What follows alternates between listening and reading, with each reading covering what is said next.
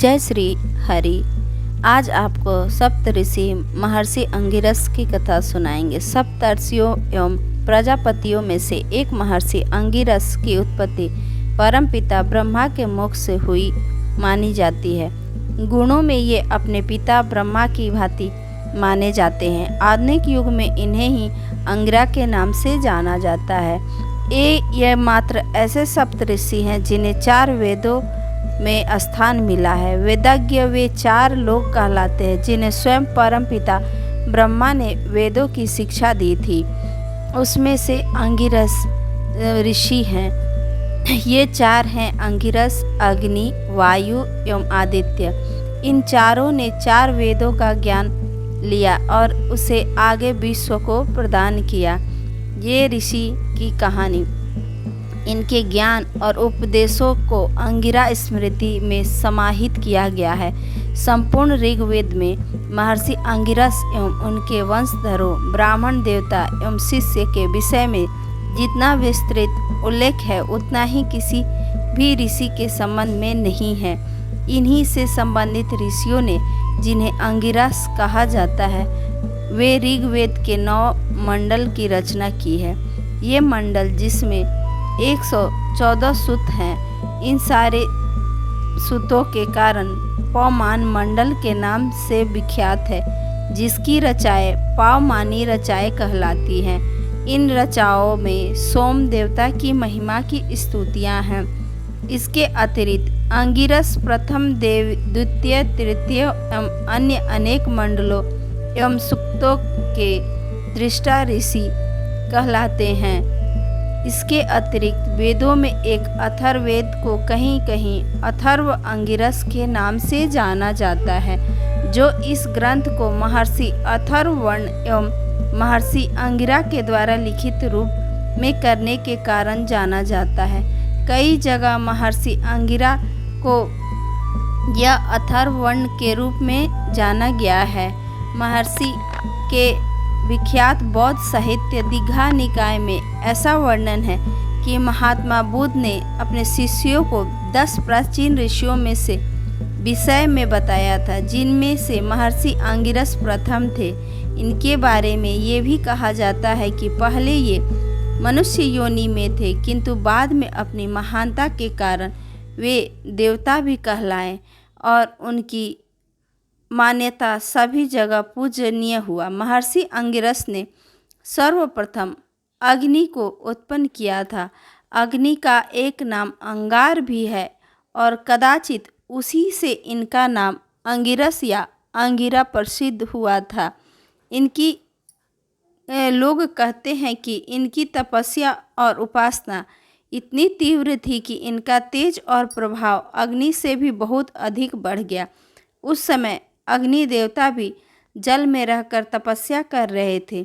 जब उन्होंने महर्षि अंगिरस का तपोबल देखा तो वे दुखी होकर उनके पास गए और कहा, हे महर्षि, आप तो बहुत कठोर तपस्या में लीन हैं। आपकी तुलना में न्यून होने से द्वितीय अग्नि हूँ।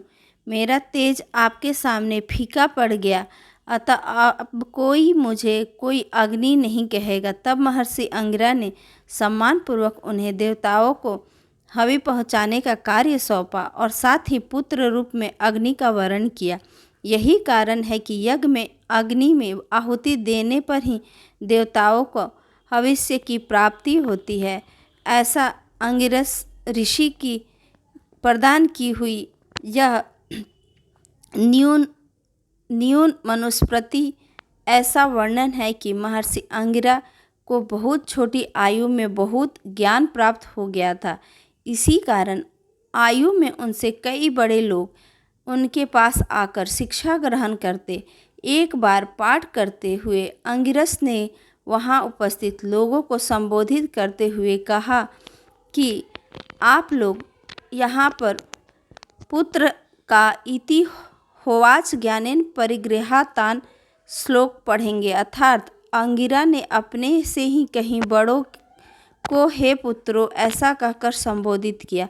यह सुनकर वहाँ बैठे वृद्धजन अत्यंत क्रोधित हुए कि ये बालक हमें पुत्र कहकर कैसे संबोधित कर सकता है। ये देखकर उन सभी देवताओं का आह्वान किया गया और जब देवता प्रकट हुए तो उन्होंने अंगिरस की शिकायत करते हुए उनसे उसे दंड देने की प्रार्थना की। तब ऋषि ने वहाँ सबको क्षमा किया और देवताओं ने कहा, इस बालक ने जो कुछ भी कहा वो बिल्कुल सत्य है, क्योंकि न तेन वृद्धो भवति यनस्य पलितं शिरः यो वै युवापधिन्यस्तं देवा स्त्रीवरम विदो। ऐसा श्लोक उन्होंने उच्चारित किया, अर्थात सिर के बाल सफ़ेद हो जाने से ही कोई मनुष्य वृद्ध नहीं कहा जा सकता। देवगण उसी को वृद्ध कहते हैं जो तरुण होने पर भी ज्ञानवान हो। देवताओं द्वारा इसे इस प्रकार अनुमोदन करने और वहाँ उपस्थित सभी वृद्ध जनों ने एक मत से उस बालक को अंगिरस का शिष्य बनना स्वीकार किया। तभी सबने उनकी ख्याति को पहचाना। महर्षि अंगिरस के कई संतान हुए, किंतु उनमें से सर्वाधिक प्रसिद्ध देवगुरु बृहस्पति और महर्षि गौतम हैं। बृहस्पति उनके ज्येष्ठ पुत्र हैं, जिन्हें आगे चलकर देवताओं के गुरु बनने का सौभाग्य प्राप्त हुआ। महर्षि गौतम, जिन्होंने अपनी पत्नी अहिल्या को पाषाण बदलने का श्राप दिया था, इन्होंने भी आगे चलकर सप्तर्षि का पद ग्रहण किया था। महर्षि अंगिरस के ये भी एक संतान थे। फिर पुराणों में मुख्यतः महर्षि अंगिरस का 4 पत्नियां का वर्णन है। उनकी पहली पत्नी सुरूपा महर्षि मारीचि की पुत्री थी। दूसरी पत्नी स्वराट कदर्म ऋषि की पुत्री, तीसरी मनु पुत्री पथ्या एवं चौथी पत्नी स्मृति श्रद्धा दक्ष प्रजापति की पुत्री थी। इनसे उनके वंश का अनंत विस्तार हुआ। सुरूपा इनमें से देवगुरु बृहस्पति की प्राप्ति से हुई थी। बृहस्पति के पुत्र कच्छ एवं भरद्वाज हुए। कच्छ ने भी दैत्य गुरु शुक्राचार्य एवं मृत संजीवनी विद्या प्राप्त की थी, किंतु शुक्र की पुत्री देवयानी के श्राप के कारण वो विद्या उनके किसी काम न आ सकी। तभी सुरुचि भरद्वाज के भौमन्यु तथा भौमन्यु के महावीर नर और गर्भ ये 3 पुत्र हुए। महावीर्य के उरक्ष और उरक्ष के कवि आदि अनेक पुत्र हुए। नर की संस्कृति और संस्कृति के गुरु वीति और रंति देव आदि सभी उनके पुत्र हुए। स्वराट उन्होंने महर्षि गौतम को जन्म हुआ। गौतम एवं अहिल्या के पुत्र शतानंद हुए। शतानंद के पुत्र सत्यादिति हुए।